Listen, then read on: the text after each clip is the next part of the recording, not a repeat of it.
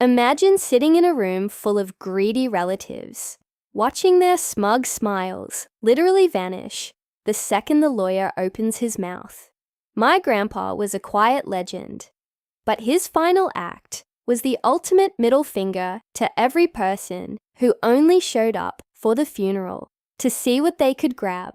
Everyone in the family thought Grandpa Joe was just a simple man in a dusty house, but they all knew he had secret investments that had matured over decades.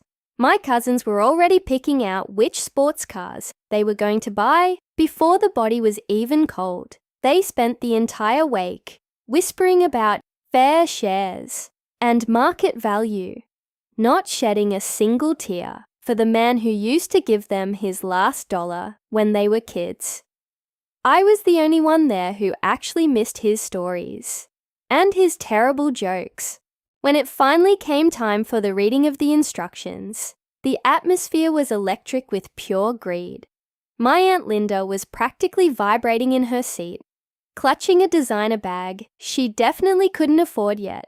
The lawyer looked over his spectacles, cleared his throat, and said, "Before we discuss any assets, Joseph left very specific instructions for his beloved family." He started reading, and the first line hit like a freight train. "To those of you who haven't called me in the last 5 years, you get exactly what you gave me. Nothing." You could have heard a pin drop. The smiles didn't just fade.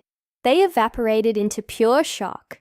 Grandpa had kept a meticulous log of every visit and every phone call for 30 years. He knew exactly who was there for him and who was just waiting for him to die. He revealed that the massive fortune they were chasing had been donated to a local animal shelter months ago, the family home. It wasn't going to the cousins. It was left to the neighborhood kid who mowed his lawn for free because he knew Grandpa's back was hurting. The only thing he left the family was a box of old photos and a note.